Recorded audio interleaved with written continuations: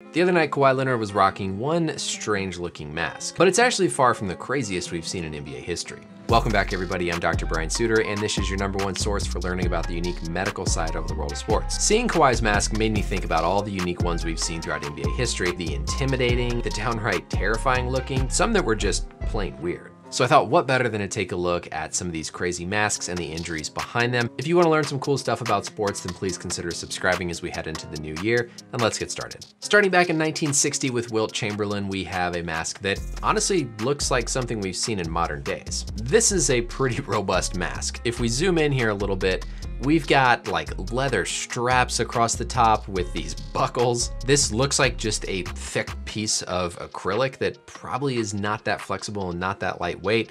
This big leather looking pad in front down by his chin. Thankfully, he's got a nice little hole to breathe through here, but still this thing just looks big and heavy and gaudy. A lot of the protection is down to Wilt's chin and kind of around his mouth, and the report at the time was there was concern for some loose teeth or a mouth injury, more than really anything else in the face at this time. This wasn't Wilt's only mask experience in 1964, suffering a broken nose.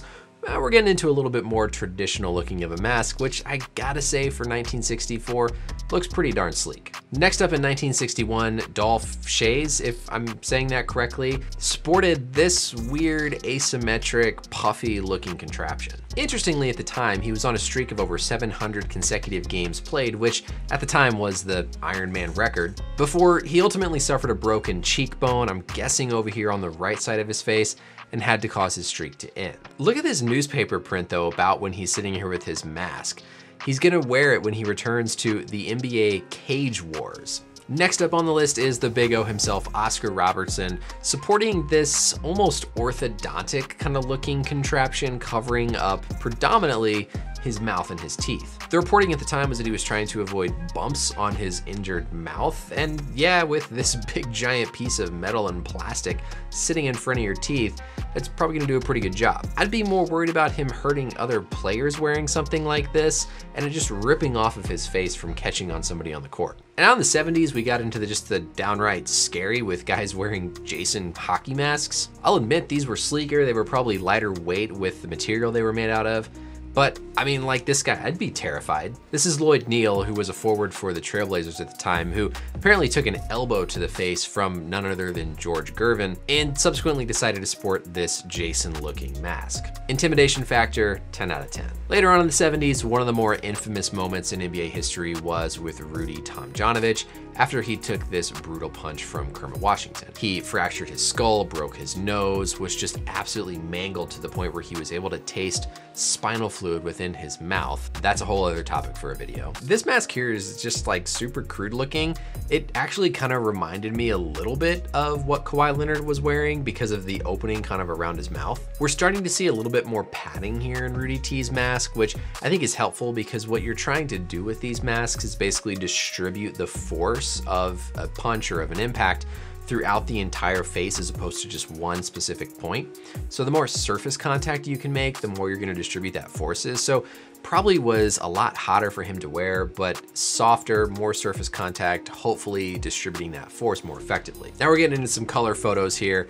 John Starks in the 90s. I thought this was a pretty cool moment. So Starks took an elbow to the face here on this play early on in the game and actually left the court, came back in and finished the game. This was kind of the time frame we started to see more of these kind of inverted horizontal H-shaped masks, particularly to protect the nose. You're not gonna get as much protection around the jaw, you're not gonna get as much protection around the eye, but you're getting a lot of good padding and protection around the nose. They're really open here on the outside, but you've got this big chunk right in the middle. I mean, just try it on yourself. It's hard to not see your fist stuck between the eyes, and so I imagine these would have been pretty hard to see out of. So the majority of your nose, what you can feel is actually cartilage. You can injure that cartilage, but when people have nasal fractures, typically it's the nasal bones that are higher up that are located up here, actually just between the eye sockets. As creepy as this one looks and reminds me of a scene from The Office, this was a big turning point in the overall technology and production of these masks. Lambier had surgery after getting a broken bone in his face, and he wanted a better fitting, more comfortable mask to wear. So a guy by the name of Jerry McHale, who is something we call an orthotist, basically somebody who makes braces and orthotics,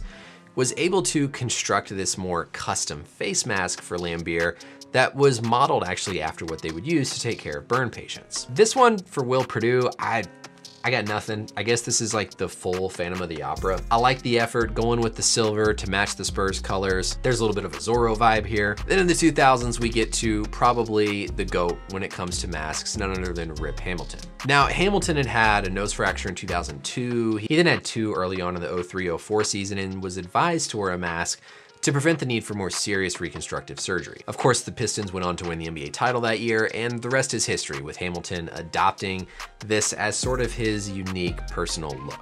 Next, in 2012, this play from the All-Star game where Dwayne Wade came down and basically raked his arm across Kobe Bryant's face led to another one of the more iconic masks in NBA history. Really not too much advanced or complicated about this. It's simple, it's slim, it's not overly bulky, it's protecting the nose. It looks like there's even a little bit of separation with some padding underneath it. Really just a nice, clean, iconic mask. In another iconic moment, we have Kyrie Irving and the Phantom of the Garden game. This one has a pretty cool backstory as well. At the time, Kyrie had broke his jaw.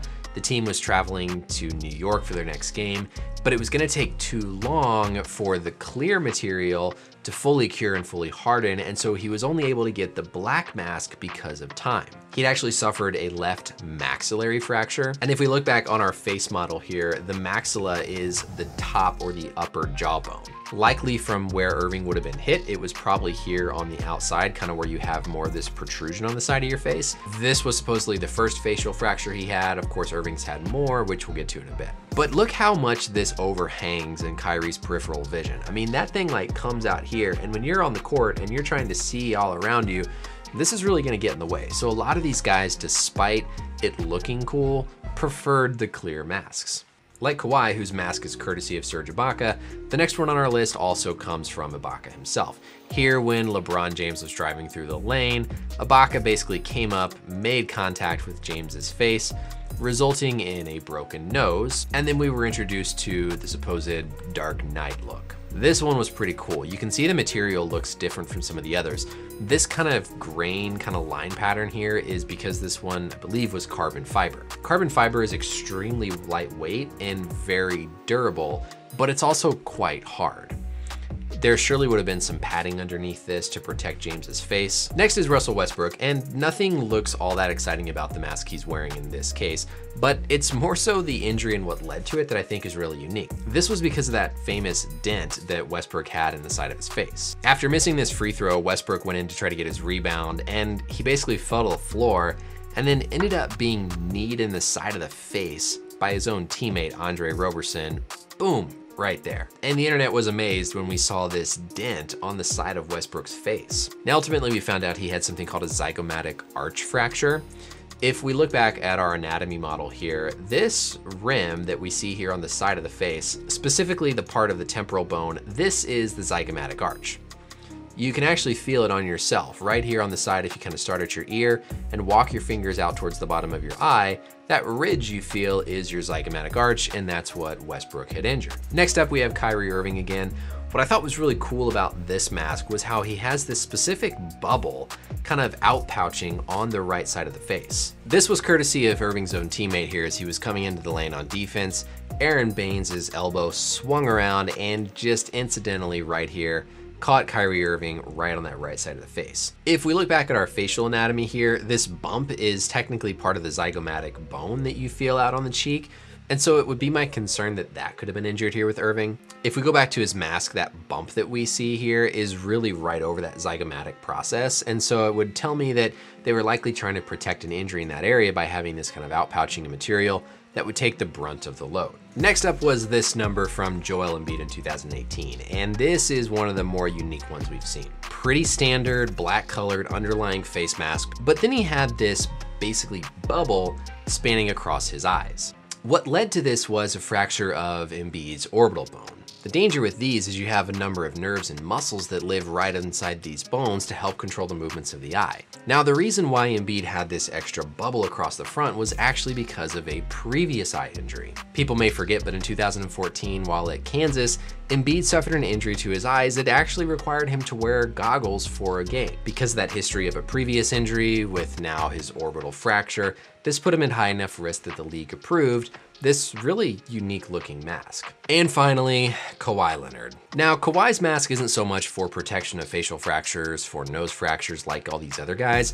His was really just to protect the stitches. From the front, it's kind of hard to tell. I mean, first off, this craftsmanship just looks pretty crude. Looks like somebody just took a knife or some shears and like cut a hole out. But if we look from the side, we can really see what this mask is doing. You can see how there's some separation where the mask is not actually on his skin, and that's intentional. What his mask is trying to do is basically protect the stitches and that incision he had from when he took the elbow to the mouth. It's not really protecting the bones, it's just trying to prevent an elbow or a player from rubbing across those sutures and causing them to pull. Every mask has a unique story in the NBA, and I think it's super cool to think about what exactly led to these masks, the style, the design behind them, and I'm sure we're gonna see some pretty wild ones in the future as well. Have a great start to 2021, and until next time, we'll see you later. Bye.